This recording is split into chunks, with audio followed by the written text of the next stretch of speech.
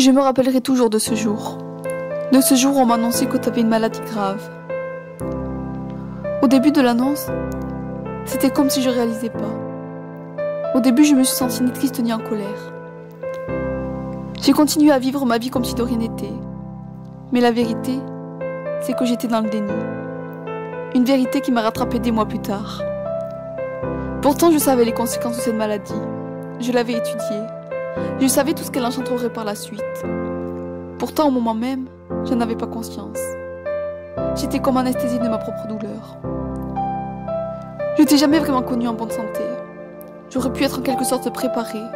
Mais malgré tes mots depuis ton jeune âge, rien ne pouvait prédire que c'est cette maladie qui allait te détruire un peu plus chaque jour.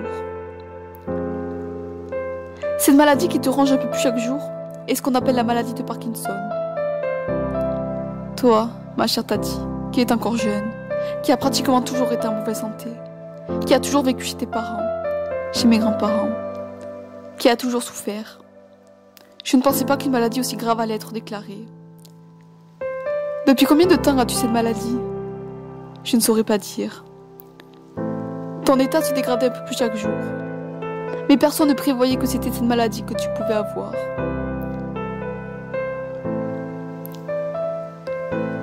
Puis en décembre 2018, le diagnostic tombe. Au début, je me suis rien dit de particulier, comme si on m'avait pas annoncé que tu avais une maladie dégénérative. Puis au fil du temps, j'arrêtais pas de penser à l'avenir, à comment tu seras dans 10 ans, en pensant à l'espérance de vie que tu pourrais avoir et dans quelles conditions tu pourrais vivre.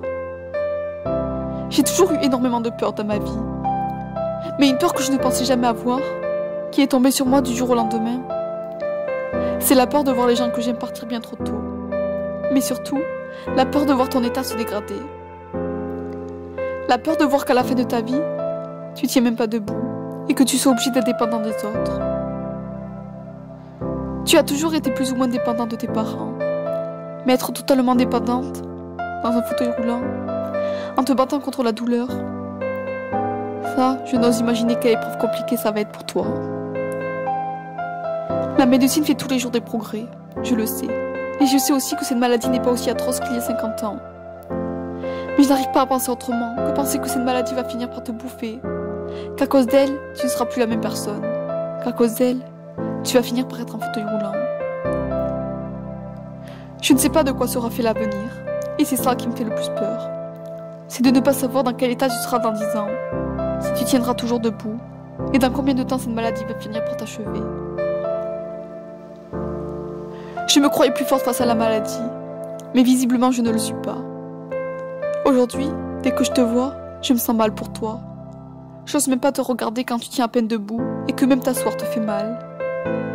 Pourquoi est-ce si compliqué de te soutenir, de te regarder quand je vois que tu souffres? J'ai honte de me comporter comme ça. Je me sens impuissante face à ta douleur. J'aimerais pouvoir faire quelque chose, mais malheureusement, je ne peux rien faire. À part rester près de toi. Et même ça, j'en suis pas capable. J'espère juste que tu vas moins souffrir grâce à la médecine, qui a avancé en termes de recherche. Que tu vas vivre longtemps en n'étant pas trop dépendant des autres. Car ça serait une horreur pour toi. Cette maladie qui te ronge un peu plus chaque jour prend de plus en plus de place dans ta vie. Mais il y a une chose qu'elle n'a pas enlevée. C'est ton sourire. Et même s'il est moins présent qu'avant, il est toujours là, en espérant que tu le gardes encore longtemps.